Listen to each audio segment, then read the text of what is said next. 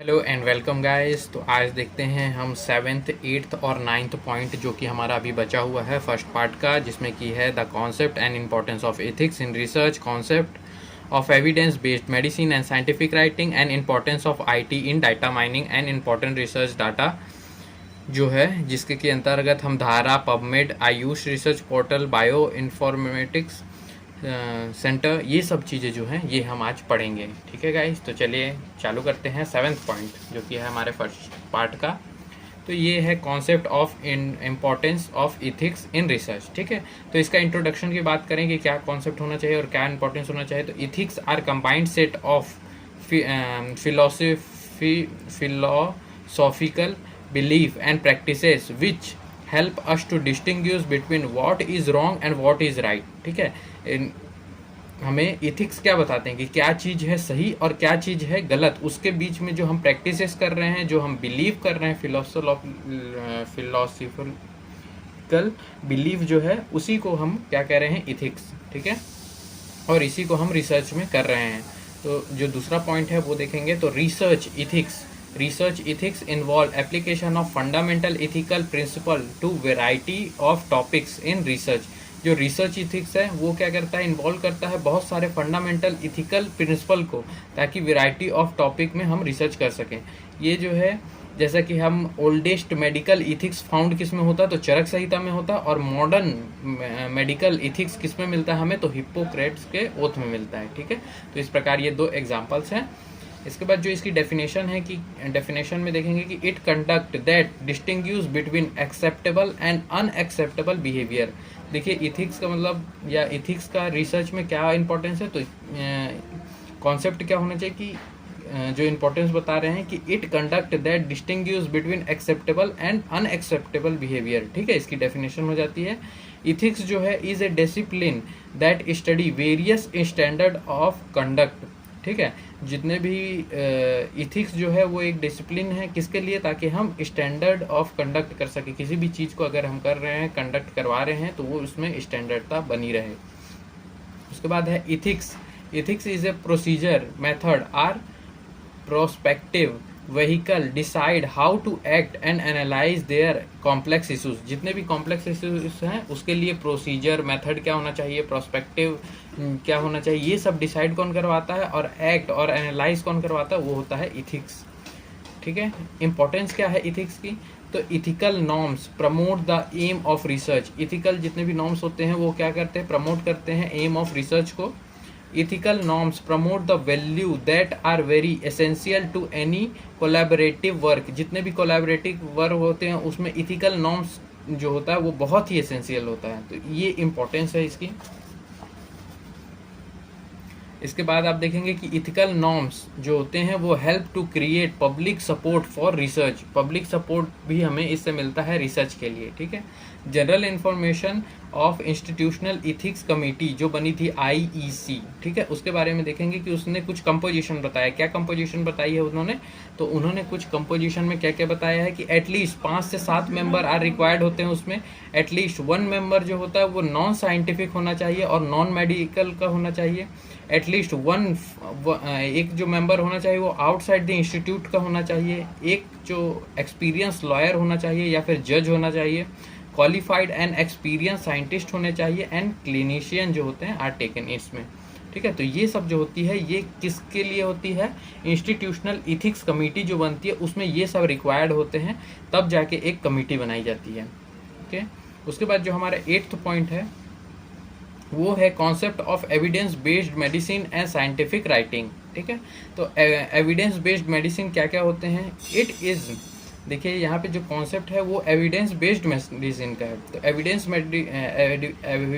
Based medicine क्या होती है, it is a process of systematically reviewing, appraising and using clinical research finding to the aid the delivery of optimum care to the patient. किसी भी हालत में हमें evidence based medicine की, अब एविडेंस किससे मिलेगा, तो एविडेंस मिलेगा किसी पेशेंट के केयर करने से। जब आप किसी पेशेंट को लेते हैं रिसर्च के अंतर्गत, तो उसकी जो केयर हो रही है, ठीक है, उसकी जो आइड मिल रहा है हमें, delivering the optimum care to patient का जो केयर हो रहा है, उससे हमें पता चलेगा कि सिस्टमिक रिव्यूइंग करेंगे, हम अप्राइजिंग करेंगे और यूज़ करेंगे क्लिनिकल, ठीक है, रिसर्च फाइंडिंग, ताकि हमें अच्छा से अच्छा केयर कर सकें किसका, पेशेंट का।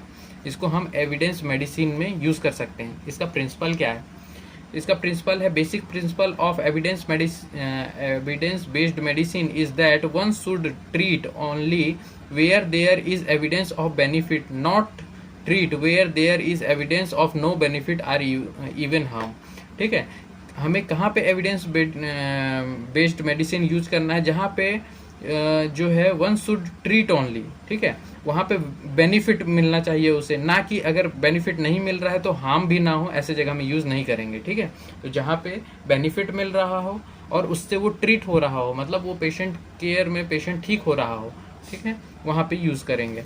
सोर्स ऑफ एविडेंस कहाँ से वो होगा, तो देखिए सोर्स ऑफ एविडेंस जो है वो डाटाबेस से आएगा, मेटा एनालिसिस से आएगा, WHO पब्लिकेशन जो करते हैं, रैंडमाइज्ड कंट्रोल्ड ब्लाइंड ट्रायल जो होते हैं, रेंडमाइज्ड कंट्रोल अनब्लाइंड ट्रायल जो होते हैं, नॉन रेंडमाइज्ड कंट्रोल ट्रायल जो होते हैं, ऑब्जर्वेशन स्टडीज़ जो होती हैं, क्रॉस सेक्शनल स्टडीज़ जो होती हैं, एडिटोरियल जो होते हैं, टेक्स्ट बुक जो है और इंटरनेट है, इन सभी से हमें सोर्स ऑफ एविडेंस मिलता है, जिससे कि हम एविडेंस बेस्ड मेडिसिन को यूज़ करें और उससे बेनिफिट पहुंचा सकें पेशेंट तक। ओके, इसके बाद जो है उसका दूसरा पॉइंट था कि साइंटिफिक राइटिंग ऑफ रिसर्च क्या होता है। तो साइंटिफिक राइटिंग ऑफ रिसर्च में जो है स्टैंडर्ड फॉर्मेट होता है for preparing research article is APA, मतलब अमेरिकन फिजिकोलॉजिकल एसोसिएशन। ठीक है, स्टैंडर्ड फॉर्मेट उन्होंने बनाया है APA ने।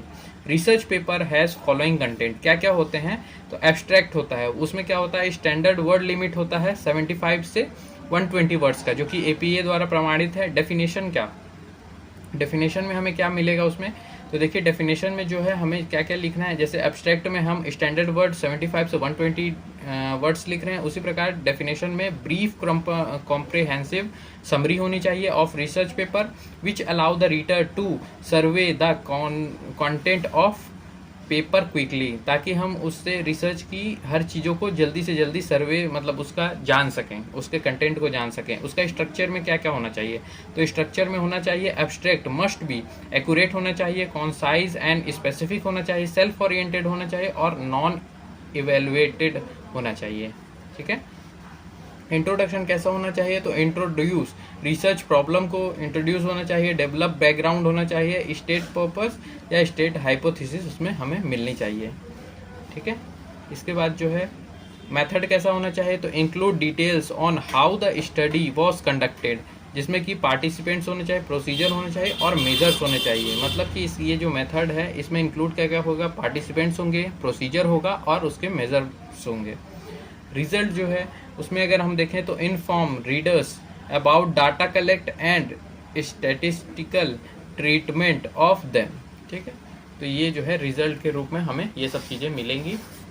इसके बाद है डिस्कशन कैसा होना चाहिए उसका, तो डिस्कशन में आप देखेंगे कि रिजल्ट डिस्कशन जो होना चाहिए वो रिजल्ट ऑफ एक्सपेरिमेंट होना चाहिए, डिस्कस होना चाहिए, compare result of current study, जो भी स्टडीज चल रही हैं उससे उसका करंट स्टडी का कंपेयर होना चाहिए, to work of previous research related to your topic, recommend scope for future research, और इसी के बारे में रिकमांड करना चाहिए कि क्या स्कोप है जिस टॉपिक को हम कर रहे हैं। रेफरेंस जो list of source from data collected, और अपेंडिक्स जो कि place to put a copy of research instrument. ठीक है, तो ये चीज़ें हमें लगती हैं। जो हमारा 9th पॉइंट है वो क्या, कौन सा पॉइंट है, तो वो देखेंगे तो importance of IT in data mining and importance research data portals concerned with Ayurveda. Okay, तो इतना जो है इसमें जो है हम पबमेड बहुत मतलब इसमें एक एक चीज़ को, धारा, पबमेड, इन सभी को भी पढ़ेंगे। तो आइए देखते हैं, सभी चीज़ों को शॉर्ट में वो करेंगे ताकि हमारा सब चीज़ें क्लियर होते जाए और सभी चीज़ें हमसे छूटे नहीं। डाटा का मतलब क्या होता है, डाटा का मतलब होता है fact or evidence collected by carrying out empirical research is called data.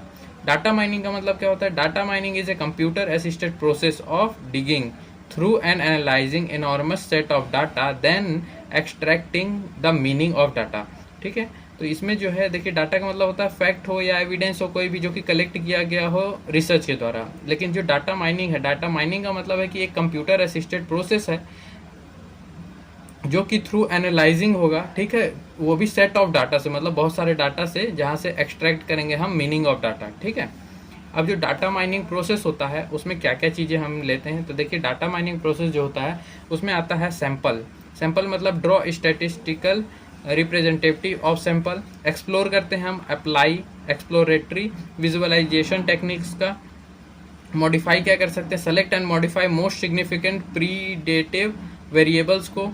Model the variable predict of outcomes, जो भी आउटकम्स होगा उसको मॉडल से। और एसेस मतलब कंफर्म करेंगे मॉडल को एक्यूरेसी से। ठीक है, एक्यूरेसी ऑफ मॉडल को हम कंपेयर करेंगे, कंफर्म करेंगे। इसके बाद जो है इंपॉर्टेंस क्या होते हैं इसके, तो इंपॉर्टेंट ऑफ डाटा माइनिंग में देखें तो help to reduce time and effort. ठीक है, can simultaneously examine multiple areas, decrease manual errors, present the data in current format and data is accessible any time and anywhere. ठीक है, तो ये सब जो है ये इंपॉर्टेंस है, इसको आपको अच्छे से याद रखना है। इसमें टेक्निक और यूज़ कहाँ कहाँ पे होता है वो भी हम याद रखेंगे। जैसे कि टेक्निक क्या क्या यूज़ होती है, क्लासिफिकेशन है, रिग्रेशन है, रूल इंडक्शन है, जेनेटिक एल्गोरिथम है।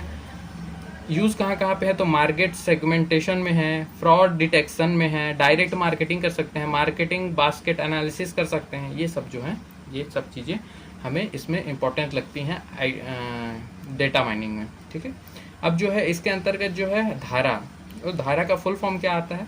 Digital helpline for Ayurveda research article. ये हमें डायरेक्ट मिलता है 5 नंबर के लिए, तो इसको आपको देखना है। It is online index of article on Ayurveda published in research journals. ठीक है, ये कहाँ पे मिलेगा आपको? तो ऑनलाइन इंडेक्स है आर्टिकल के लिए जो कि आयुर्वेदा पब्लिक रिसर्च जर्नल्स में मिलता है। First comprehensive online indexing service है ये। ठीक है, धारा प्रोजेक्ट जो होता है वो being implemented by AVT institute for advance research. ठीक है, the research using the Ayurveda trust AVP group of institute Coimbatore Tamil Nadu India. Coimbatore Tamil Nadu India ये जो थे इन्होंने इम्प्लीमेंट किया था AVT institute of advance research के द्वारा। ठीक है, there is no fee for use to access the DHARA database. Database जितने भी धारा डाटाबेस हैं उसमें कोई फीस नहीं लगती है एक्सेस करने के लिए। Help to track the research work in Ayurveda in a comprehensive manner. जितने भी आयुर्वेदा में कॉम्प्रिहेंसिव मैनर में रिसर्च चल रहे हैं उसको हम ट्रैक कर सकते हैं किसके धारा के उससे। ठीक है, और इसमें कोई भी फीसेस नहीं है। DHARA only indexes the titles or abstract or both depending upon the journal policies. जो धारा होती है वो साथ में इंडेक्स जो है या टाइटल्स है, एब्स्ट्रैक्ट है, या फिर दोनों को ही जनरल पॉलिसीज के अंतर्गत हमें मिलता है। ठीक है, इसमें क्या क्या फीचर्स मिलते हैं हमें धारा में, तो इसमें आप देखेंगे कि कीवर्ड सर्च मिलता है, एडवांस सर्च मिलता है, सर्च फील्ड टैग्स मिलते हैं, limiting search with controlled vocabulary मिलती है, ऑथर्स एरिया मिलता है, आपको एक्सपोर्टिंग सर्च रिजल्ट मिलते हैं, बिल्डिंग URLs जो लिंक्स है वो भी मिलते हैं इसमें। ठीक है, तो ये सब चीज़ें धारा के फीचर्स हैं। इसके बाद जो नेक्स्ट है वो है पबमेड। पबमेड जो है वो क्या है, वो भी एक फ्री ऑनलाइन रिसर्च इंजन है। ठीक है, फ्री ऑनलाइन रिसर्च इंजन है for assessing the medicine database and abstract of biomedical search articles. ठीक है, इसकी अथॉरिटी कौन रखती है, तो NCBI और NLM। NCBI क्या है, national centre for biotechnology information, and NLM है national library of medicine. Content किनके लिए है, तो देखिए 18 मिलियन ऑफ सिटेशियन। ठीक है, इसका मतलब होता है ग्रुप ऑफ पीपल जिनको कि हमें मिलता है। ठीक है, लाइफ साइंस जर्नल्स। ठीक है, ये जो है ये कंटेंट इनके लिए जो कंटेंट है उसमें वो 18 मिलियन ऑफ सिटेशन के लिए है और लाइफ साइंस जर्नल के। फिर फील्ड क्या है इसमें, तो मेडिसिन भी मिलता है, हेल्थ डिसिप्लिन्स में मिलता है, सेल बायोलॉजी मिलता है, नर्सिंग मिलता है और केमिस्ट्री भी इसमें फील्ड है।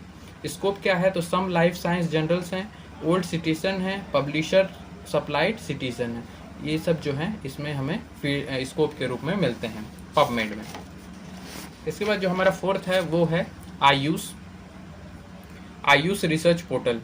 ये जो होता है mode for information related to AYUSH and updated research article purely meant for academic purpose. ये जो होता है ये इसको आप अच्छे से याद रखेंगे कि ये एकेडमिक पर्पस के लिए होता है Ayush research portal. User can search on Ayush, क्या क्या यहाँ पे हम सर्च कर सकते हैं, तो terminology, generals, information for Ayurveda, yoga, naturopathy, सिद्धा, यूनानी एंड जो है होम्योपैथी, ये सब जो है हम इसमें सर्च कर सकते हैं। साथ में रिसर्च जो है वो क्लिनिकल रिसर्च हो सकता है, प्री क्लिनिकल रिसर्च हो, ड्रग रिसर्च हो सकता है, फंडामेंटल रिसर्च हो सकते हैं, ये सब रिसर्च हो सकते हैं। ठीक है, इसके बाद जो है मेनली 2 एप्लीकेशंस होते हैं यहाँ पे। Search for the research data by user, मतलब जो रिसर्च डाटा कर रहे हैं, जो रिसर्चिंग द डाटा कर रहे हैं उसका सर्च करना, और upload research data bye selecting institute. ठीक है, तो ये 2 एप्लीकेशन इसमें मिलते हैं। उसके बाद हमारे जो 5वां पॉइंट है वो है bio informatics centres. It play a significant role in propagating the information required for different aspect of research in life science both locally and globally. ठीक है, तो ये जो होता है ये सिग्निफिकेंट रोल कहाँ प्ले करता है, इन्फॉर्मेशन रिक्वायर्ड फॉर द जो कि हमारे रिसर्च में difference aspect of life science के लिए, जो कि लोकली भी हो सकता है और ग्लोबली भी हमें ज़रूरत पड़ती है उसके रिसर्च के लिए। ठीक है, इस्टेब्लिश कब हुआ था, 1987 में। साथ में provide up to the data and accurate information in area of biotechnology, ये प्रोवाइड करता है बायोटेक्नोलॉजी की एक्यूरेट या फिर data information. Also offer unique facility for data analysing, तो ये एनालाइजिंग करने का भी काम करता है। 7 centre for excellence in bio informatics, 7 centre बनाए गए हैं, जिसमें से पहला जो सेंटर है वो है apex bio informatics centre DBT new Delhi. ठीक है, सावित्री बाई फुले पुणे यूनिवर्सिटी, फिर जो है JNU new Delhi, Madurai Cambridge university Madurai, IIS Bangalore, base university Kolkata, super computing facility Indian institute of technology new Delhi. तो इस प्रकार जो है ये 7 एक्सीलेंस बायो इन्फॉर्मेटिक्स सेंटर्स बनाए गए हैं। इसके बाद जो हमारा 6वां है वो है रिसर्च मैनेजमेंट इंफॉर्मेशन सिस्टम, जिसको कि हम RMIS कहते हैं। It is an integrated database system developing specially to support research management and provide a strategic management tool for the university and for its organisation unit. जितने भी हमारे database होते हैं या developing specially to support research को support करने के लिए जो भी मैनेजमेंट और प्रोवाइड स्ट्रेटेजिक मैनेजमेंट दिया जाता है, किसको दिया जा रहा है, ये सब यूनिवर्सिटीज़ एंड ऑर्गेनाइजेशन यूनिट्स को। ठीक है, यूटिलिटीज़ क्या है इसकी, तो यूटिलिटीज़ हैं कि फॉर रिसर्च, फॉर जो भी रिसर्चर्स हैं उनके लिए, for research manager and administrator के लिए, for entrepreneurs and technology transfer organisation, for research councils के लिए, फॉर मीडिया एंड पब्लिक के लिए। ठीक है, ये सब जो है ये इनके लिए है रिसर्च। इसके बाद जो है ऑब्जेक्टिव्स देखें तो research performance of individual staff and PG students के लिए है, ग्रांट एप्लीकेशन एंड अवार्ड्स, ये सब जो है ये इसके ऑब्जेक्टिव्स हैं। इसके बाद जो है पब्लिकेशन एंड रिसर्च आउटपुट्स जो हैं ये भी ऑब्जेक्टिव्स हैं, and collaborative and constructive research जो है ये भी ऑब्जेक्टिव्स में आता है। तो ये सब क्या है, ऑब्जेक्टिव्स के अंतर्गत हैं। ठीक है, थैंक यू, इतना ही था जो कि फर्स्ट पार्ट में है। अब हम डायरेक्ट सेकंड पार्ट में पढ़ेंगे। Thank you.